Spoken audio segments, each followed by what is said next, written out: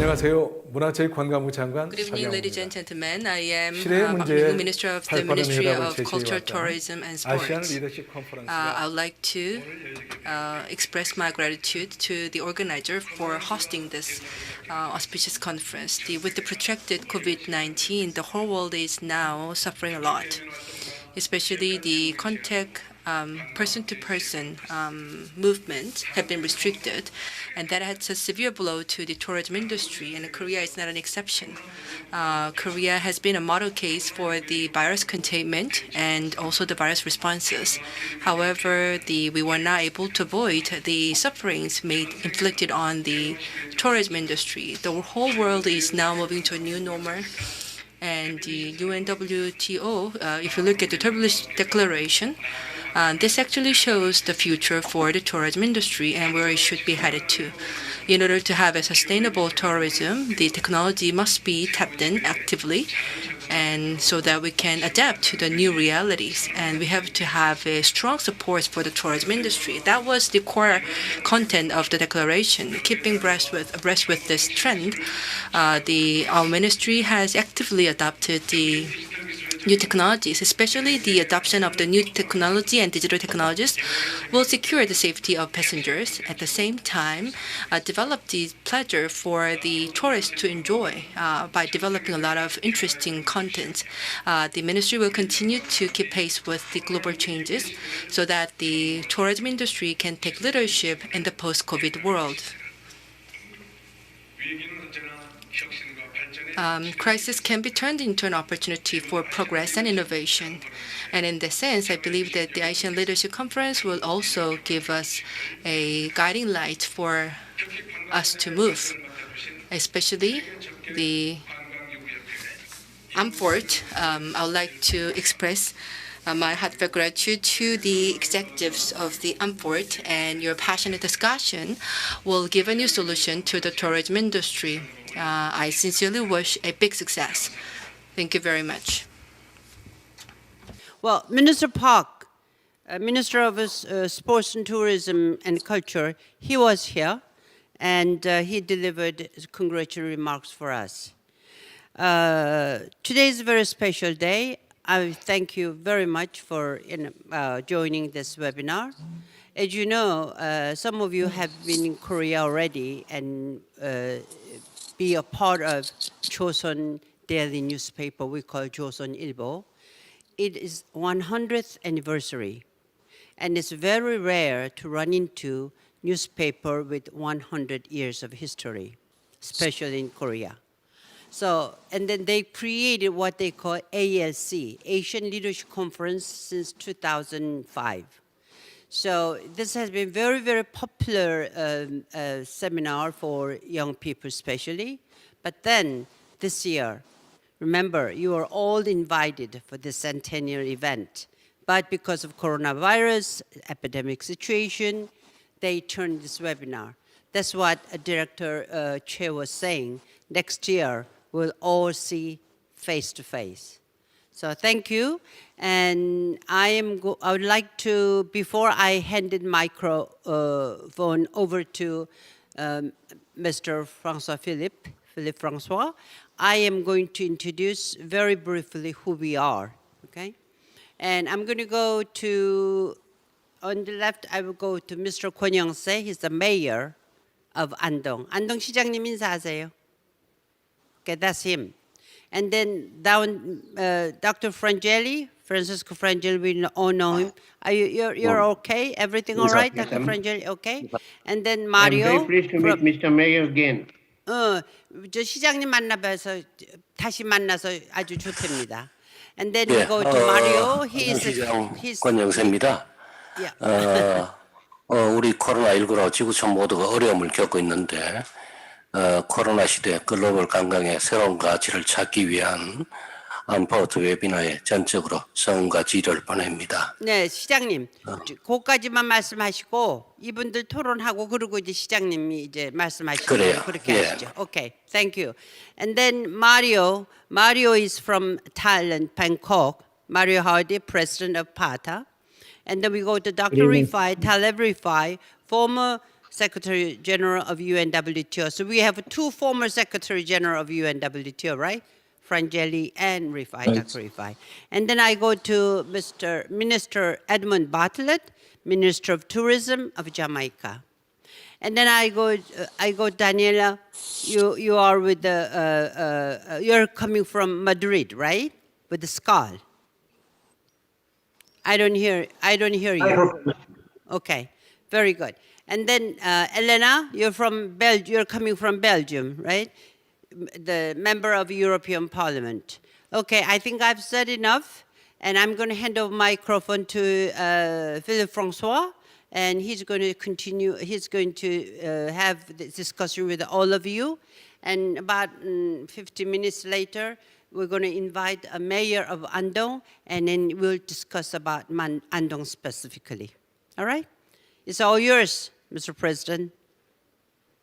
Thank you so much, Madam Du.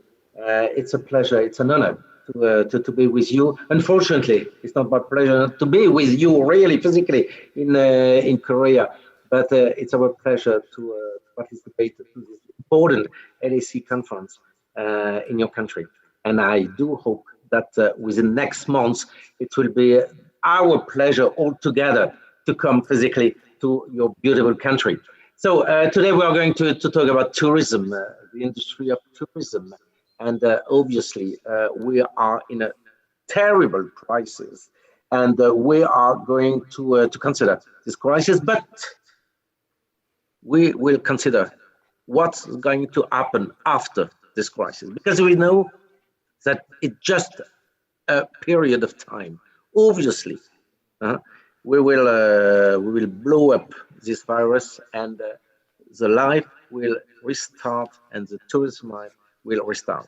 How and with who, and what about the markets, what about the investments, and we are going to consider this.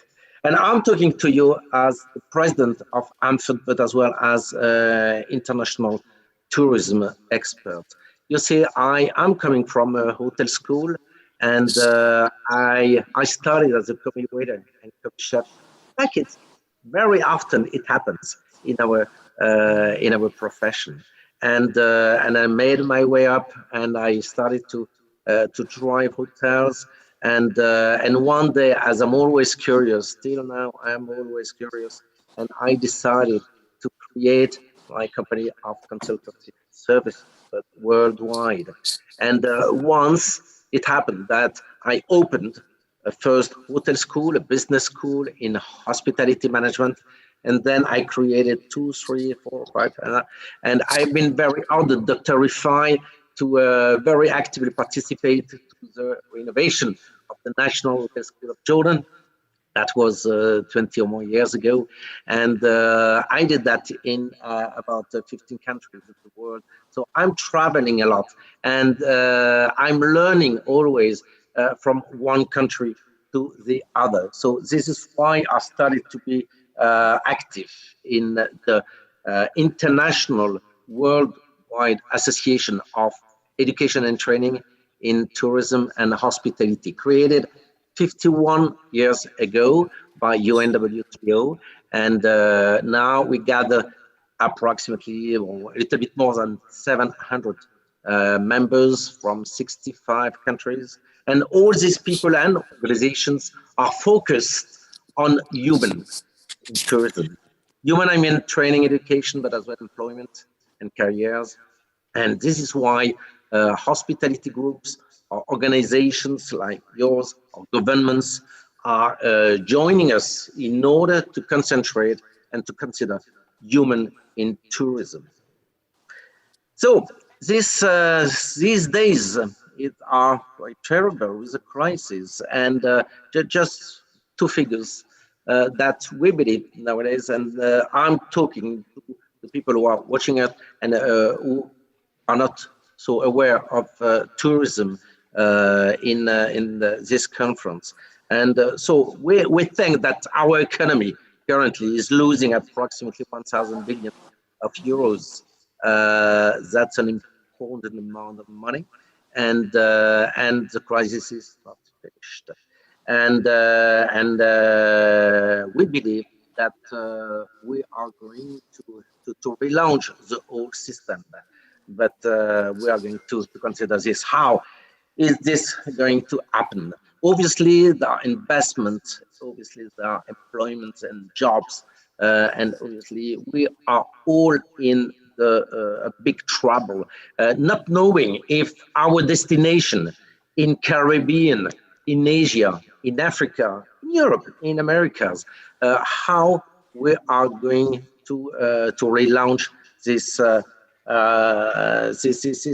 this new industry. So, first of all, I'd like to perhaps hand the micro to Honorable Edmund Bartlett.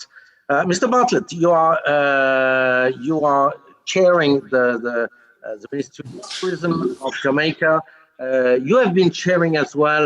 I remember that the board of affiliated members of UNWTO.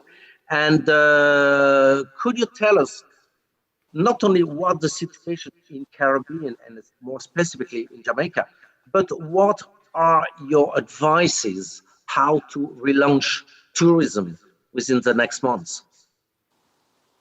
Well, thank you very much, Philippe, Madam Doe, and my fellow panelists, very distinguished panelists. And good morning from the Caribbean and Jamaica. And I suspect good afternoon or perhaps good evening even to other participants from across the globe. It's really my pleasure to share this morning or whatever time of day it is with you all, and particularly to focus a little bit on the subject of the practical solutions for travel and tourism in the post-COVID era. Coming from where I am as Minister of Tourism in Jamaica, and particularly from the Caribbean, which is the most tourism-dependent region on earth. The IDB just came out with a report that suggested there are 166 countries that are tourism dependent. And of that, the Caribbean has 11 of the top 20. And Jamaica is number 17. So what it means is that this part of the world relies for its economic well-being almost exclusively from tourism. In some of our countries, we have dependence of up to 95% of GDP. In our case in Jamaica, it's 34%. Jobs are created by tourism more than any other industry. In fact, 1 in 5 of all the jobs, just about 2.1 million jobs in the Caribbean are created from tourism. The foreign exchange that tourism generates represents more than 50% of the total foreign exchange generated. And the FDIs represent more than 60%. So what we're seeing then is that whether it is that we are feeling a desire for the hospitality industry or not, the reality is that our life is the hospitality industry. So I think you can imagine the dislocation in the region. You can imagine the level of even confusion in several of the smaller island territories when jobs just are leaving people. In the case of Jamaica here, we lost 150,000 jobs directly from tourism within the first 3 months of the pandemic. We're slowly building back, and that's a good sign. But the truth is that the economic situation in the region is perilous until we get back tourism. So having said that by way of a picture as to where we are at the moment, tourism is resilient, and so are we. We're a very resilient people in the Caribbean, and we insist that we're not going to sit back and allow COVID to overtake us fully. We're fighting back, and we're fighting hard. We've developed all the necessary protocols that science requires. We're managing through both science and watching our numbers, and we're pivoting, we're changing, we're adjusting. we are reinventing and refashioning and reimagining tourism. And so we start to look at what tourism is going to be like. How are we going to move forward? What are going to be the new modes of behavior? How are we going to develop sustainability, adaptability, and how are we going to be able to enable real resilience to cause us to bounce back and bounce back fast? The first thing that we believe is going to happen, Philippe, Madam Doe, is that a new demographic is emerging. The psychographic profiles of the market are changing, and we are seeing the focus will be heavily on destination assurance. The focus for the future is going to be on travel to locations, destinations that have a strong health security arrangement, where people are going to feel comfortable that in leaving their homes and traveling to far distances or even nearby, they are going to be safe. They are going to be secure, and they are going to be able to return to their homelands in good form. So we've thought through all of this, and we looked at, first of all, how do you enable such an arrangement to be made? In Jamaica, we established a resilience corridor. And this corridor is a geographical area. Unfortunately for us, we ended up with God's gift of a coastal area with a single highway that runs from east to west of the island. And so 85% of the touristic values of the destination are within that space. And so we were able to develop capacity within that space for COVID compliance. We ensured that all the entities were COVID compliant. We certified them to indicate that they were suitable for having and receiving guests. Within that corridor, all the entertainment and most of the physical attributes, as well as the cultural assets of the tourism industry are located. And we were able to then develop a technical end-to-end, digital end-to-end entry requirement to minimize the impact of human contact when visitors come through the airport. And that enabled us to have a seamlessness and enable a movement of traffic that was fairly smooth. So we brought in visitors, we took them into a resilient corridor, and we enabled a movement within that corridor that provided for safety. And the third critical area that we looked at was an insurance cover. We developed a program called Jamaica Cares.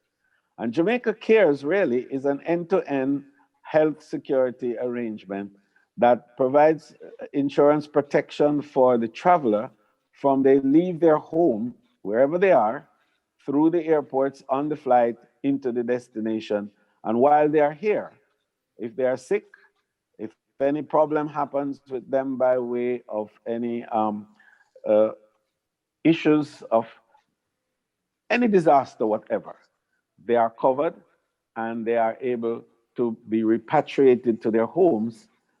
Those costs would have been taken care of by them by way of the insurance cover before they arrive in the destination. I'm making that detailed point because I think that small island states such as ours do have a problem of resources to deal with COVID management. And when we have to bring visitors in on top of the local population that we have to manage this process, it is a huge drain on the fiscal resources of the country. So tourism in this way is helping to manage the pandemic in countries like ours.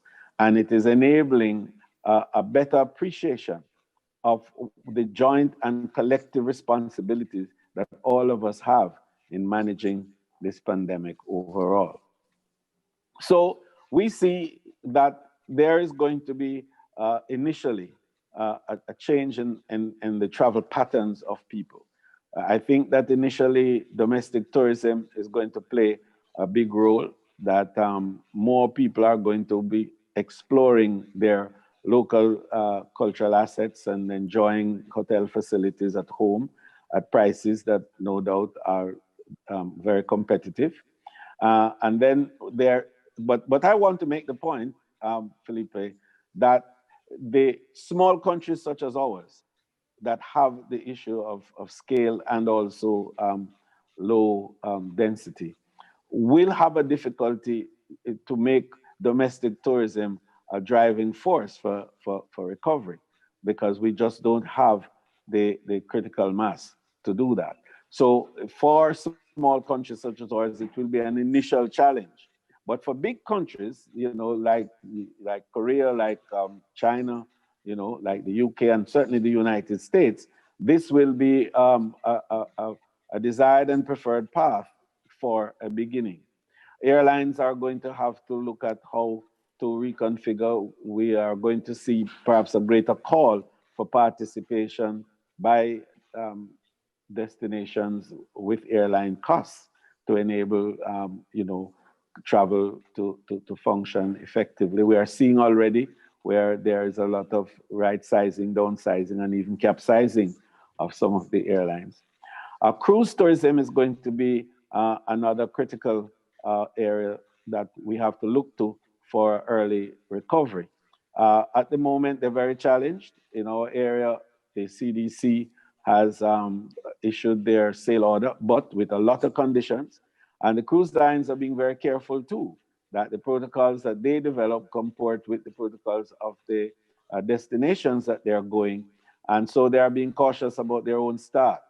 The indications are that they will begin early to go to their own little islands, and then later on to develop some competence and confidence to move into other destinations. We think also that there is going to be a change in the market thrust.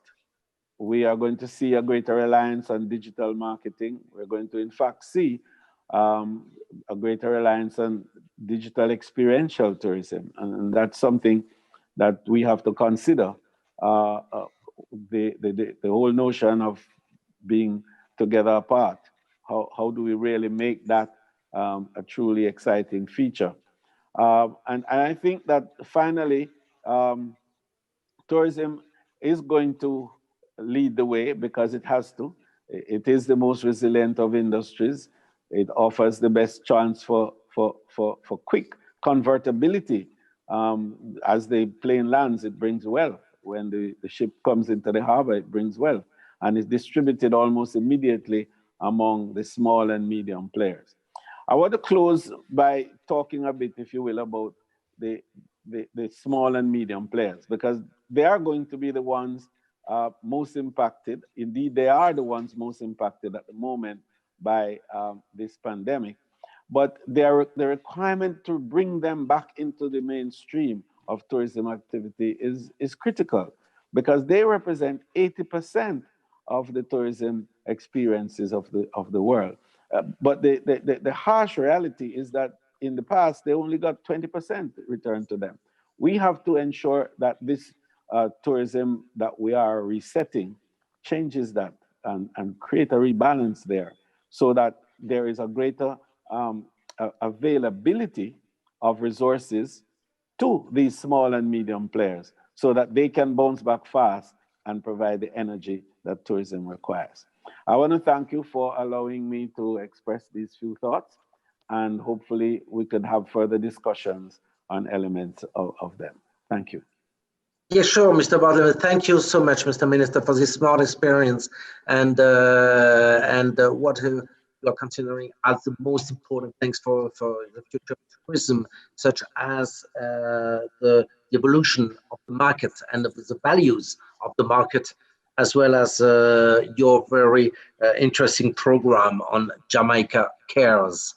From the morning and Caribbean, let's go toward the midday in Europe, and we have the honor to have with us the former Minister of Tourism of Greece, Elena Kountoura. You are as well member of the European Parliament, and you are very committed, very focused as well on tourism and always on tourism. Thank you, Elena to be with us. What are your considerations about the relaunching of tourism after this crisis? First of all, thank you so much for the invitation, and I would like to congratulate the organizers as well as the distinguished speakers for their leadership and for their efforts to support the travel, tourism, and hospitality, especially throughout this unprecedented crisis. The ongoing pandemic calls for more cooperation, more coordinated responses, and more practical solutions until this crisis is over and beyond. During my term as Minister of Tourism of Greece, from 2015 to 2019, I dealt with several crises, including consecutive elections, the financial crisis, the imposition of capital controls, refugee issues, very saddening events regarding safety and security in the wider area, as well as natural disasters. Already from 2015, I had launched our new national tourism strategy for establishing Greece as a 365-day destination, and along with a very targeted plan, we managed not only to surpass each crisis and safeguard tourism, but we achieved record-breaking numbers, arrivals, and revenues every year. Tourism for Greece became a catalyst for the economy recovery, and we accomplished to make Greece a champion, if you permit me to say, in Europe, and a leading example globally. The performance of tourism was great in all the measures, arrivals and revenues. We did so by strategically extending the summer season, increasing tourism in the winter season. We opened new dynamic source markets abroad and introduced new Greek destinations. We developed new thematic products based on unique, authentic experiences and sustainable growth. And by doing so, we attract a phenomenal number of new investments. But building resilience in tourism is non-stop effort. It depends on the comparative advantages of each area, whether Europe, the Mediterranean, or Asia, for example, and also on the extraordinary challenges and events that might occur. Crises for, I would say, of such scale require broader transnational, peripheral, and global cooperation, because no one can do it alone, not even the most powerful. The pandemic is still here, and in some areas, such as in Europe, we are already experiencing the second wave. Although we have encouraging news for the vaccine, we still have a long way to go, and until then, we have to learn to function every day in this new reality. The public authorities, but also businesses, working force, and consumers need to adjust. We cannot postpone to invest in prevention and safety. It's better to prevent and prepare than have to go through another quarantine. From my current position as a member of European Parliament and also coordinator of my group, my political group in the Transport and Tourism Committee, I have made several interventions to the European institutions for a concrete plan to protect and support tourism and travel as a top priority for the whole European Union. Don't forget that Europe is the first destination, and it's the 10% of the GDP tourism and more than 22 million jobs. So many of my proposals have been widely accepted and are included in the last two resolutions for tourism of the European Parliament in October 2019 and in June 2020. I have asked from the European Commission to establish common safety protocols for travel and tourism, accommodation, and for all modes of transportation. All travelers should be able to know at any given moment which rules apply. We must absolutely have mandatory tests, fast reliable and free of charge for citizens. And we should follow strictly the same set of recommendations for use of masks, hygiene measures, distances, so that we can contain the spread as much as possible. Dealing with the health crisis is not enough. It is equally important to deal with the impact of the economies and the society, and in sectors that were hit very hard. So it's a top priority to protect businesses and employment in tourism with state aid and adequate funding in all sectors and jobs related to tourism, hospitality, and accommodation.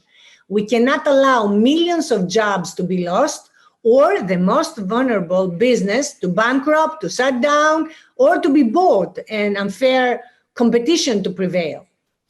Another proposal I submitted and was also adopted by the European Parliament is the creation of the first time of a European mechanism for crisis management in tourism, which will handle all future crises, whether it is about health, climate change, natural disasters, or safety.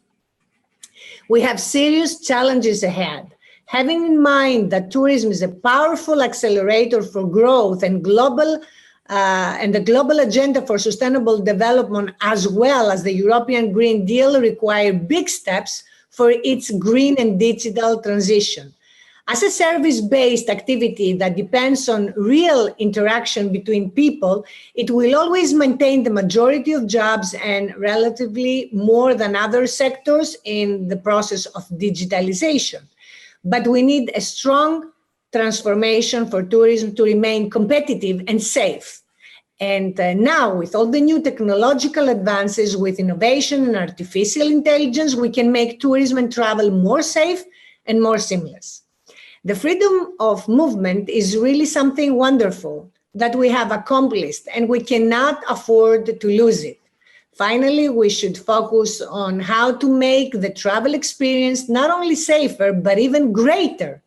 The global trend for alternative tourism and thematic experience of high added value has gained momentum. Both the public and the private sector should encourage and invest more in developing sustainable forms of tourism, such as ecotourism, agritourism, bicycle tourism, wellness tourism, and so much more. As we often say, tourism is all about the people, about their well-being and prosperity. From my current position as member of the European Parliament, I will continue to support ideas, cooperations, and action that maximize the benefits of tourism to the people. Thank you so much. Thank you so much, Elena. Yes, focus to the people, focus to human, and focus to the students. And we are very, very honored in Europe to have Parliament people such as you, so motivated and dedicated to the real answers to the crisis.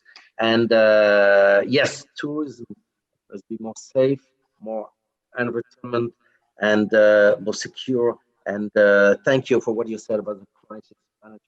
That should be always taught in hotel school and universities. And we have the pleasure to have with us as well two major organizations, NGOs in the world of tourism. One of them is PATA, with Mario Ari as CEO of PATA. Mario is very well known in the tourism worldwide. Is a kind of a catalyst for development or responsible development for travel and tourism, and is driving his organization with always a sense of how to bring all the members a little bit more efficient and more responsible. I think PATA was created in 1951 with about 800 members. But first of all, Mario, could you introduce us yourself and your organization, and then perhaps to focus your concern about what kind of future could tourism be and propose offers to the world in the next few months? What kind of future? Please, Mario. Sure. Thank you, Philippe. So for those of you who don't know, I'm Mario Hardy. I'm the CEO of the Pacific Asia Travel Association. And as Philippe mentioned, PATA was founded in 1951 in Hawaii and relocated to Thailand, to Bangkok in 1998. Essentially because our founders actually thought that the growth of travel would actually be coming from Asia. And well, they were right, because this is actually the driving force of travel around the world is actually from this part of the world. The organization is a non-profit organization that brings together both public and private sector. And as Philippe mentioned, we have over 800 members from both governments and the private sectors, from the smallest businesses, the SMEs, all the way to the largest corporations in travel and tourism around the world. Our mission is really to bring everybody together to look at the sustainable and responsible development of tourism. And over recent years, I think many of you probably already know that PATA has also actually brought together thousands and thousands of young students from around the world who have joined the organization, who are now part of the discussions with us on a daily basis. So enough said about PATA. I'd like to focus now, before I go into the solutions, maybe to put things in perspective for those of you who are not from the travel industry, to understand the sheer volume of the impact that this crisis is having on our sector. Just to give you a little bit of some numbers to keep in mind. The industry has actually reduced in terms of travel in comparison to last year for the same period by 97%. 97% down in travel compared to last year. It's of a scale that none of us could have ever imagined before. The amount of jobs impacted, the potential loss of jobs in the industry, according to Oxford Economics, is now up to 142 million potential job losses in the industry. The potential loss of revenue is $1.2 trillion in the sector. So we can all see, the numbers are really impressive. It's a huge impact. I can feel it. I live in Bangkok and I live in a tourist area, and I see many, many businesses are actually closed. We at PATA earlier in the year conducting some surveys with SME small businesses across the Asia Pacific region. Do you understand the challenges that we're facing at that time, which is April, which is already a long time ago? If you think back in April, already out of 500 businesses surveyed, 15% had closed their business permanently with no intentions of reopening in the sector moving forward. They had moved on to other businesses, other industries. 42% of these businesses indicated they had only money for 2 to 4 months, which means by now they're closed. 65% of these businesses had said they had no preparedness plan, crisis preparedness plans at all for any type of crisis. So they were not prepared for something certainly not for something of this scale. So as I mentioned, the numbers are impressive and the industry is seriously impacted. But I also want to make a point which is really important that Minister Bartlett mentioned before. When we talk about tourism, it goes beyond just the flights and hotels and tours and activities. Everyone is impacted. The people farming who are producing the food that the tourists will consume are impacted because there are no tourists at the moment. The taxi drivers, the entertainment, there are the people making crafts in the community in the villages, people looking after the national parks. The visitors who visit the national parks are the ones who actually pay for the maintenance of it, but there are none at the moment. So we do have, we do need to recover. We do need to move forward. And you may feel that I'm a little bit pessimistic and negative, and I'm not. I'm just painting the reality of that we're living in at the moment, with a word of encouragement that I do see a way forward. And the way forward is actually, it doesn't appear to be complicated, but we know it's actually not that easy. It is testing at departure, testing at arrival. It is tracing of the people visiting the country. It is the common pass or digital health passport that will actually show that you're either being tested, when you've been tested, by whom you've been tested, and also when the vaccine is available, who has been vaccinated and not. So we can keep track of it and we can gradually reopen. The gradual reopening is also the key.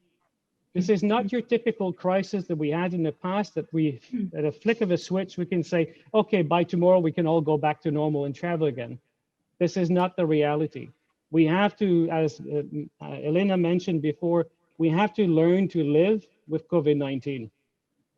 And then we need to actually seek a gradual reopening between countries that have a good handle on the cases in the respective destinations. So essentially, as we mentioned before, travel corridors, green corridors or bubbles, different places around the world call them differently, but are essentially bilateral agreements between two countries that agrees to reopen travel between the two of them because they feel that they actually have a good handle on the situations. They have good healthcare systems between the two countries.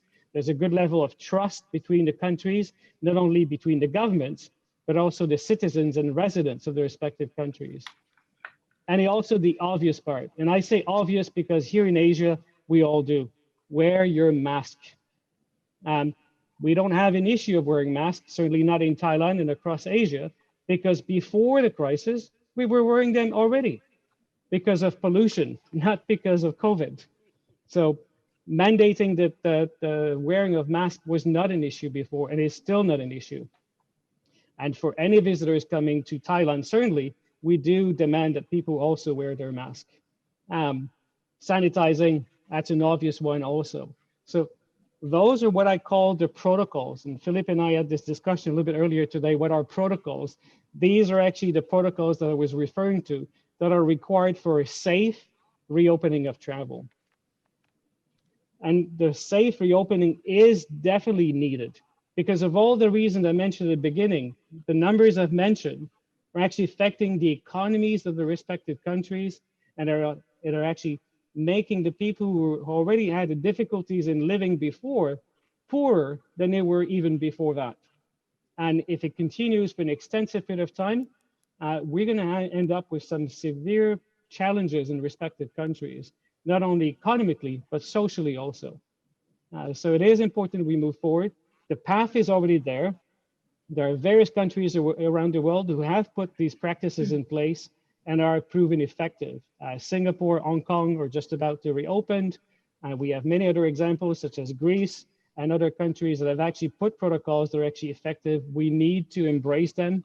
And I hope certainly here in Asia, where most of our borders are still closed, that our countries are listening today and are paying attention. And one last thing before I leave, Philippe, what I'd like to really, for anyone who actually is working from a government who's listening today, is we as a travel industry, what we wish to have from you is a plan. Give us a plan that says this is how we're going to reopen, when we're going to reopen, with which destination we will reopen, so that the businesses that work in the sector can prepare themselves.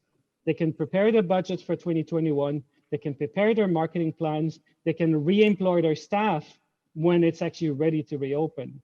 But without a plan, we're all left in limbo and actually not with little hope as to what we're going to do in 2021 at the moment. So I'll leave it there and I'm sure we'll come back with questions later, but thank you, Philippe. Yeah, thank you, Mario.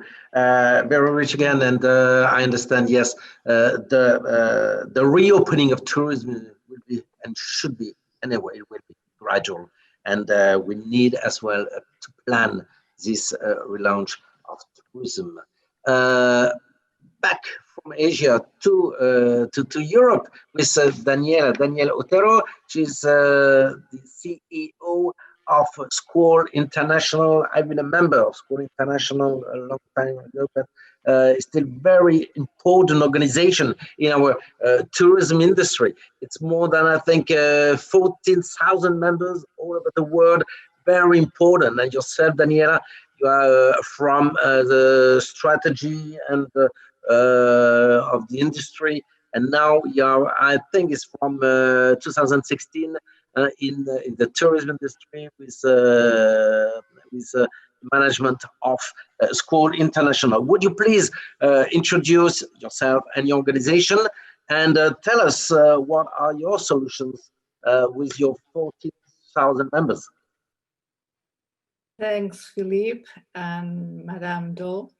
Yes, effectively, I am the CEO of Skål International. Skål International is a big travel and tourism professional organization with, like you say, 14,000 members and global presence in over 100 countries now. We are worldwide organization of travel and tourism operating since 1934. And I am working at the headquarters, which is based in south of Spain. So regards to everyone, and thank you for inviting me to participate in this space for reflection. We have here valuable contribution, data, and experiences of previous speaker. But I want to take, please, as mentioned by the Minister of Jamaica, one concept. I would like to focus now on a challenge facing us in the short and medium term in the industry, or the tourist industry, which is the process of adaptation to uncertainty. Before the pandemic, the numbers indicate that the majority of tourist companies around, like Edmund says, 80% were small and medium-sized businesses. And that around 30% of the total workforce in the sector was employed in companies with less than 10 workers. So don't forget these numbers and this information. So the organization I represent, Skål International, include thousands and thousands of professionals from these small and medium companies. So our challenge now is to provide them with the necessary support and good information in the context of this uncertainty to help them face the crisis in the short and medium term. And it's a challenge, believe me. One of the points we are focused to convey them is to need to rethink, reinvent, or create a new business model to adapt to the new habit of consumers and social relations in the post-COVID era. Products, services, or markets might not respond to the same demands for which they were originally created. So the coronavirus did not change the rule of the game. It changed the game. And this is important to understand. And it is necessary to adapt to a new social, economic, and cultural reality. But the question here is, what now? Many of our members are already working on this stage. Faced with this scenario, we are receiving innovative contributions and new ideas to reinvent their business. And some entrepreneurs are already working to analyze the new reality in order to understand this change or the change, detect new trends, and reconvert their company. To achieve this transformation, government support and access to credit are crucial. And I know that today we have a lot of government represent here around these webinars. So government must focus on initiatives to provide immediate economic support to this group, which are particularly affected by the pandemic. So it is necessary to understand what is happening in order to accept and be able to change the reality of this situation. There are several examples of an intelligent and positive attitude in the face of challenging global moment. Not doubt, fresh air for all. So this crisis is also an exceptional opportunity to transform the relationship of tourism with nature climate, and economy. The reconstruction of the sector also offers an opportunity to transform it with special attention on the effect on the destination visit and on creating more resilient communities and businesses with innovation, digitalization, sustainability, and cooperation. We know need to be prepared and how to address the challenges and create these new opportunities. And why not? Maybe at this stage we can do the things better. The war is not ending. We will survive this crisis as did many others before. More importantly, we will be more successful if we work together and collaborate and supporting each other. The proposals today, like you, Philippe, mentioned, is to share ideas and practical solutions. So please don't shut focus on all the things we can't do right now and see what action we can take in the meantime. The first thing is not to focus only on the problems, but find a solution. And if we can find any solution at first, please, we will have to put on our glasses and look for more, and more. We are recommending that company take an in-depth look and in their business model. What works, wasn't work, why? In another word, use this time or that time to reinvent yourself. Something we know, an initiative that will create trends. In the future, there will be longer maybe trips where leisure and work will be combined as never before. Second, national and regional holidays with outdoor experience will predominate in a short-term travel preference. There will be a boom in sustainable tourism and their product. This is something that we have similar opinions today. Technologics will permit to offer consumers the tailor-made experience they are looking for. Travel transforms are improvised tool. Travel platforms are improving the tools for creating itineraries and providing recommendation to each user's preference. Now, for example, some platforms have already incorporated the concept of safe travel to help the consumers find filters and validate health and safety information. So they feel safer with their future travel choice. And at the end, innovation, new technology will help the companies to offer guests more customization, comfort, and control, even transforming the way guests interact with brand. We will have to live in a world where perhaps the only certain things is uncertainty.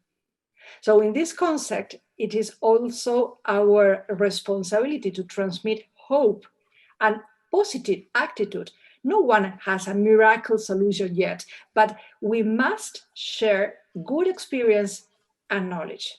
So we hope to be able to revive travel in a few months so that our industry can be restarted as soon as possible. So this was my message. I want to be positive in the middle of this big and unusual crisis. So thank you, Philippe. Thank you so much, Daniela. But we are all positive in one way, and we know that we will all together relaunch this great industry to even make a bigger industry than before. Probably a little bit different, but bigger industry. So we've got now a next 5 minutes in order to share opinions, on to have any questions. I don't know if people attending the conference are able to ask us any question. I don't know if this is possible. Mr. President, what they suggest is about 50 minutes have passed already since we started our webinar. So why don't we ask the mayor of Andong? Let me introduce the mayor of Andong, and he make his presentation, and then we're going to ask Dr. Frangialli and Dr. Rifai to make comment, and in that comment, I'm sure they'll include what they've heard earlier and give us some good advice. Is that okay? Good. Thank you. 저 시장님 지금 준비되셨죠? Let me first of all introduce Mr. YoungSae. He is mayor of Andong. And please, 시장님 시작하세요. Good evening. My name is YoungSae Kweon. I am the mayor of Andong City. Well, it is my great pleasure to meet with global leaders of the tourism industry worldwide at this AMFORHT session in this Asian Leadership Conference. And it is my great pleasure to share Andong City's case through our presentation. I would like to thank Mr. Philippe, Francois, and all the panelists for your participation, and especially Mr. Frangialli and Mr. Taleb Rifai, who are the former UNWTO Secretary General. You both have an experience of visiting Andong, so I'm glad to see you here at this session. And we believe that today's forum will be an important milestone in Andong's tourism industry. First, I would like to introduce our city briefly. Andong is a city with abundant cultural resources, and we are trying to merge these cultural assets with the tourism industry. It is a small city, but it is one of the most representative tourist city of Korea. And we have 5 World Cultural Heritage Sites in Andong, and these sites have universal value. First of all, we have the Andong Hawe village, which has a long history of 6 centuries, and we have the Dongyang Temple, and we have the Tosan Chawan Confucian Academy and the Pyeongsan Chawan, which is also a Confucian Academy, and these are the great cultural heritage of Korea. And we also have the Hawe mask dance play, which is about to be registered on the World Cultural Heritage Site list. And all of these cultural assets show the excellence of the cultural asset of Andong. We will be having the dance festival with Hawe masks, and more than 20 countries will be participating in this dance festival. And every year in this festival, more than 1 million participants are joining. As such, Andong is a city with the richest cultural asset in Korea, and Koreans call Andong City as the capital of Korean spirits. To Andong citizens, culture and tourism is the realization of value and a tradition and future and the way to communicate with the world. So in this regard, Andong, even though it's a small city, is trying to facilitate international cooperation to overcome the difficulties posed by COVID-19 and to become an international city. We believe that COVID-19 is not only a challenge, but also an opportunity. As you already know, because of the Spanish flu, more than 20 million people lost their lives across the world. However, we overcame that challenge and human civilization flourished since then. And now we are experiencing this challenge in the 21st century. However, as we have done in the past, I am confident that humanity will be able to overcome this crisis and create better civilization out of this. And we believe that the starting point will begin at this webinar. COVID-19 is calling for a new type of tourism industry. And now, rather than a linear industry, we need to create a new pattern of a space connection. In other words, in an independent space, family and friends have to be able to enjoy themselves together apart. And also, people who are senior, they will be refraining from traveling due to health concerns, but more young people will be preferring travels to the nature. So based on those trends, we are trying to develop tourist attractions that caters to this trend. We also are trying to utilize traditional Korean architecture, and we are organizing various cultural programs that will link traditional values to training for the youth. And we are also converging natural assets such as Nakdong River with leisure contents. And we are also holding various MICE activities such as the cultural forums. We also are cooperating with the biological institutes and vaccine institutes, and we are leading the efforts for vaccine development. In SK Bioscience Park, we are producing vaccines, and we have organized a task force for disinfection to ensure safety in tourist attractions in Andong. We hope that the tourism industry will will return to normal as soon as possible. And in that light, I would like to make some proposals.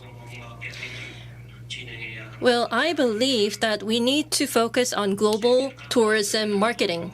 We need to strengthen cooperation among cities, and the humanity would be able to come up with new types of tourism.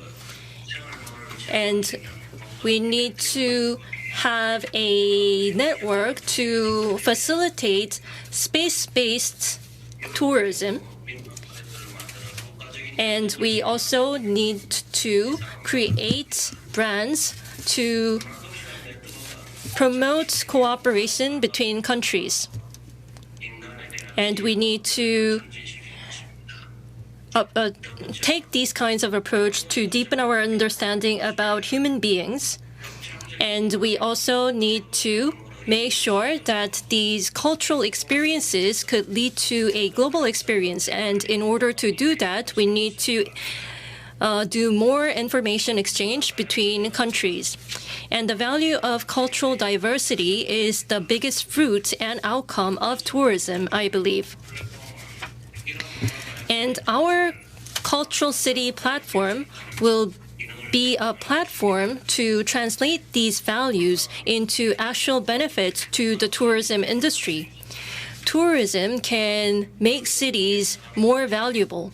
Tourism can strengthen industrial value through exchange. I believe that tourism is a way to share information as well.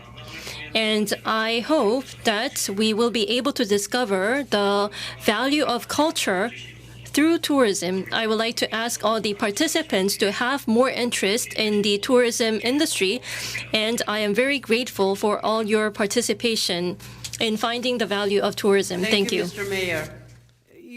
You heard all the translation, right, Mr. Very good. 시장님 수고하셨어요. So now I again, as you see, the Mayor Kweon is working very, very hard because his town, his city is also hit by corona epidemic.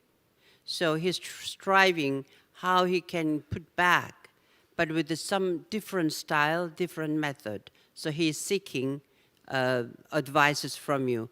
So could I ask Dr. Frangialli you're in Andong, what, 3 years ago, 4 years ago? I'm pleased to recognize the mayor of Andong, and I hope that as soon as this crisis is over, we can return to his beautiful city. I'm sure Ambassador does that you will arrange that. We would like to congratulate you and Philippe Francois for arranging this discussion today. As most of you have said, we are going through the worst crisis in the history of world tourism. The previous one, in 2008, 2009, the financial crisis with the subprimes, was not as severe as this one. The World Tourism Organization has released recently figures that we have lost 70% of the receipt of international tourism compared to last year. This figure is correct. The figure is coming from the IMF, from the International Monetary Fund, but it's partially misleading because it's only international receipts. And tourism is not only international, it's also domestic. In many parts of the world, in the United States, in most of the European countries this summer, as well as in China for the autumn festivals, the National Day, domestic tourism has been important. Domestic tourists have replaced the international visitors to some extent. Of course, it's not the same kind of consumers, not the same level of expenditure, but still in many destinations, like in my country, France, we have more or less saved the summer season with domestic visitors. Not everywhere, not in Paris, not in Nice, not in the palace, but in a large part of our state. As a Secretary General of the World Tourism Organization, like former Minister of Greece, I have experimented some crises. And we learn from this crisis. Let me briefly give you some lessons I have kept from that. One which was very important and can be more or less similar on the one we are facing now, was in 2002, 2003, the SARS crisis. It was a coronavirus like the one we have today, totally new, and we ignore everything about it. And everyone was panicked. This epidemic was mainly in Asian countries, with some extension here or there, like Toronto in Canada. But it was mainly an Asian phenomenon. And at a moment when we thought we were going to a complete disaster, it stopped, it disappeared. The virus vanished. And this was in May, June 2003. And it was a shock, a surprise. The World Health Organization thought it would happen, but we were not sure, and it vanished. And for us, for the World Tourism Organization, it was an important moment, because it happens that just that year, 2003, we were to have our General Assembly in Beijing in October. And the assembly was important because we decided the conversion of former World Tourism Organization on a UN institution, the UNWTO. And we took the decision in May, end of May, early June, to maintain the assembly in October. It was taking a risk. It was not sure it could be possible, but it was the right decision, and we sent a message of confidence to the tourism industry. Then other crises, health crises came, like the avian flu. And I remember in 2004, I think, I brought all the big chief airports, WTTC, travel agent, tour operators, and the hotel industry, the IHA, to Geneva to meet the WHO people, and especially the Deputy Director General, Mrs. Chan. And we entered the war room of the WHO, and you had all the information coming, now the virus is in Mauritius. Now the Toronto hospital is saying they are full. We have thousands of people dying in Uganda. So I was panicked. And then Margaret Chan told us, no, this is not reality. It's a rehearsal, it's an exercise. It could happen one day like that. Ladies and gentlemen, it's happening today, like what I saw in 2004 in the Geneva premises of the World Health Organization. So this is a lesson because we knew that such a global pandemic could happen, and we were not fully prepared for that. We had the message several times that it could be possible. We believed it, but we didn't act, so very little. And so many countries were taken by surprise. Last crisis that I would like to recall, because it has been the most severe for the number of people who died among the international visitors, among the tourists, was on the 26th of December of 2004, the tsunami. Tsunami in Indonesia, Malaysia, in Thailand, Sri Lanka, India. We managed to react with a meeting of our executive council in Phuket just 1 month after the tsunami. There have been around 2,000 people who died in Phuket and in the islands nearby.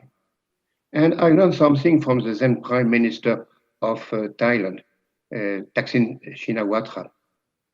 He said to me, he was from Chinese origin. He said, in our language, in Chinese, we have an ideogram for, maybe it's the same in Korean language, I don't know, for designating what is a crisis. A crisis, it's two things, a disaster and an opportunity. And yes, it's that. It's a disaster, but it's also, if you manage well the crisis, if you use the time of the crisis to prepare yourself for the future, it could be an opportunity. And I will come back just to that before finishing, just one or two other considerations. To some extent, what is important is not the reality of the crisis, but the perception. For instance, with the SARS crisis, if you were listening to the international media, to NHK, to BBC, to CNN, all Asia was in disarray. All Asia was affected. That was not true. There was few countries, and many countries has absolutely no cases of SARS, except a few cases imported. And still, it was all a region which was supposed to be affected. The same thing happened with the tsunami of December 2004. At one moment, all the tourists disappeared from Bali in Indonesia, this emblematic destination of Indonesia. Bali was almost 3,000 kilometers far from the epicenter of the earthquake. No damage, they didn't feel anything. Since, in spite of that, all the tourists, and especially the Chinese visitor, disappears because the perception was Indonesia is experimenting a disaster with the tsunami. So this is something that we have to keep in mind, the perception of the phenomenon more than the reality interfering. So let's say to you, just one last word. I am speaking to you from my village in the French Alps. And the next step for us, and the next step for the world tourism industry to some extent, will be the following one. Will we be able to save the winter season, the ski season? Up to now, we have been more or less lucky in this disaster. In China, you know, the outbreak of the COVID took place exactly at the moment of the Spring Festival, the Chinese New Year. It means that the 300 ski resorts that they have in China stopped their activity at the moment which is a peak season for them. for us in the Northern Hemisphere, in US, Canada, and Europe, it came just at the end of the ski season. We lost 2-3 weeks, but which was not the most important. And as I said before, I mentioned before, summer season has been saved by the domestic tourism. But we are very much preoccupied with what will happen for our ski season. It's important for us. We are a small community of 3,000 persons, but we have 40,000 beds, 40,000 beds for the visitors, 10 times more than the inhabitants. Will the visitors will be there? We don't know. It's almost unpredictable. And we are preparing for that. We are doing our best to save the ski seasons, but we can't now. Many jobs, of course, are at stake, like in Greece, like in Jamaica, as mentioned, Minister Bartlett mentioned. Before this outbreak, this pandemic, we knew that we have to change our model, our tourism model, that we have to make it more sustainable, because the customers were changing, the way that people were, the reason why people were coming to the mountains were changing, less for ski, more for culture, for health, for ecotourism. And we were facing, of course, the consequences of the climate change, of the global warming. From the time of my childhood, we have 2 times less snow coverage in our village than at that time. So we knew that we had to make our model more sustainable. And now we have one additional reason with the pandemic to know that we have to change. So I hope, like to recall again the word of the Prime Minister of Thailand, that we shall make of this crisis an opportunity. Thank you, Dr. Frangialli. I'm going to ask Dr. Rifai. You were in Andong about 3 years ago, right? That's right. I was there with Mr. Frangialli. Yes. Together, we were there. Yes. Mr. Frangialli and you were together. Yes, So yes. Please, if you could say a few words about the presentation that Mayor made. Sure. Okay. I want to thank you all, especially ALC. It's my first time that I attend ALC virtual. This is the world of today. I also want to thank AMFORHT, Philippe, and Madame Do. Now, we're all challenged with this new pandemic called Corona, COVID-19. We're in the right time and the right place to do that. Right time because the world is changing today, changing dramatically, as has been said by many speakers before. The international system altogether, I'm afraid, is being challenged.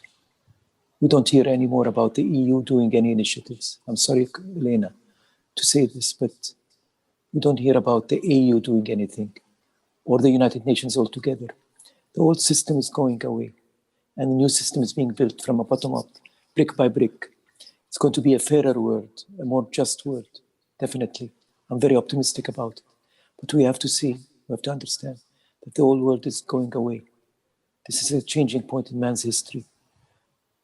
Like Ban Ki-moon, Francesco Frangialli, I worked in the UN system. We understand it's all about leadership, really. Today, it's up to each government on its own. Each government is acting as if it's its own domain. There is nobody bringing it together at all. There is no way that you could regulate, unify the regulations or the standards. It will take a lot of time, but this process itself is going to build a new system, new world system. Now, why is it the right place also? Because Korea is a very special place.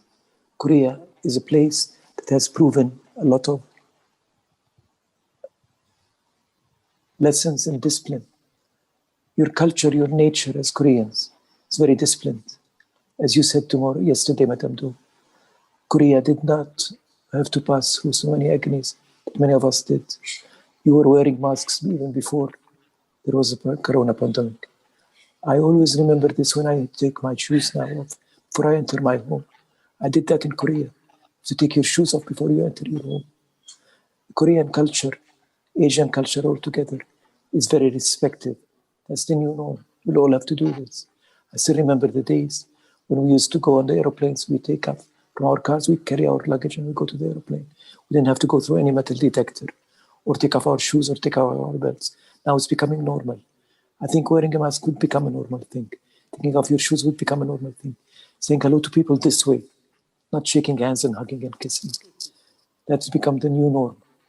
This is going to be the new way of living together. Korea is also very important because it has pride in its own culture, pride and modesty. It's a very powerful combination. You're very proud of what you have, yet you're very modest and very warm. I witnessed this firsthand when I was in Andong, with you, Madame Do, and with you, Mr. Francesco, Frangialli. Andong has wonderful memories from Andong. Behind me, I have the picture of Andong, of the place we stayed in. I don't know if you remember this, but we were staying in a place where you don't have no beds. You had to make our own beds. Me and my wife were standing there, fixing our bed. At night, Francesco, if you remember, I had to go to the bathroom. The bathroom was outside. We met you there, middle of the night. You were wearing this very funny T-shirt that I still remember until now. My wife also had some jokes to say about this. So memories are very, very clear and very crisp there. Now, what do we do? The lesson learned are very, very important here. I have two steps of advice here. First of all, sustainability is an opportunity, without doubt. I completely agree with the Chinese and I completely agree with what Francesco said. Crisis is an opportunity, definitely. And sustainability is one of the opportunities that we have to live in. Now, this stopping of coming of people from outside to you had made you learn, everybody, how beautiful our nature is, how wonderful it is. We are seeing now dolphins in Venice, believe it or not. I have just with the Minister of Kenya, Mr. Balala, who informed me that the rhino population has doubled the last 3-4 months because people are not coming anymore. There is no more crowds in this place. So this issue of over-tourism is gone and it's going away. People want to see their own space, want to enjoy their own space. So in doing that, I have 4 points to say here. One is the importance of domestic tourism. I completely agree with Francesco. Domestic tourism is not just a matter of need now. We cannot anyhow go into international tourism without passing through the stage of domestic and regional tourism. Domestic tourism is a must. It's a matter of principle. A country that's not enjoyed, not seen by its people, cannot and should not be enjoyed by anybody else. That I believe in completely. I think that domestic tourism is a very important thing. Korea, we need to do that. We do that anyhow. But domestic tourism, you have you thinking in a different way, different mindset. You have to speak in Korean. You have to make advertising in Korean language. You have to think of families. You have to think of outlets. Products has to be different. Tour operators will have to train themselves differently. How are people going to take an excursion and go to Seoul? How the people of Seoul are going to go to the countryside, to Andong, and so on and so forth. So domestic tourism is very, very important. It's an opportunity for us to fix it once and for all. Second thing is technology. Technology, especially the digital technology, has changed our life completely. I was saying yesterday to some of our friends, it's not just a matter of us meeting like this. It's even a matter of personal values now. I have had my daughter getting married via Zoom 2 months ago. She was in Dubai, I was in Amman. I could not go to Dubai, she could not come to Amman. I was there sitting with the father of the bride, the groom. She was sitting there with her husband, and the priest was sitting on the third line. They got married. So we have to get used and adjusted the issue of technology. In the issue of technology now, I have to say something that's very important, especially for Andong and our good mayor there, who I thank very much for having me carry all these good memories of that place. It's really a very, very beautiful, pure and authentic place. And Korea altogether is like that. There is something called digital nomads. I don't know, Mr. Mayor, if you've heard about it. I think Korea and Andong in particular is very qualified to do this. I'm now speaking to you from the south of Spain. I'm a digital nomad myself, sitting by the seaside right in front of me there, on my right side. I'm doing my work via Zoom. You have excellent connections. You have an excellent internet connections. People that want to work can come to Korea and do their work. They would not come for a day or two or a week. They would come for a month or 2 or 3. It's a different kind of tourism. It's a tourism that instead of having 10 people staying for 1 day, have 1 person staying for 10 days. That's even much better, much more sustainable. I think you should promote yourself in Andong as a place where people can come, reside, and do their work. Because today, no matter where you are, it doesn't matter. I'm speaking to you from Spain. I live in Amman in Jordan. I was in Dubai before coming here. It doesn't matter where I am. I'm working anyhow. And many people are like that. So I think that this is something that you should take advantage of. The third part is safety and security. Safety and security is very important, peace of mind. As we heard from Minister Bartlett, we need to have insurance in place. Insurance is one of the best mind-setting things. You should make a partnership between the private and the public sector. Talk to the insurance companies. Make them give you insurance to come to Korea, to Andong in particular. They would feel much better. You know, you can add $30, $40 to your ticket, to your entry point, to your visa, whatever you want to do.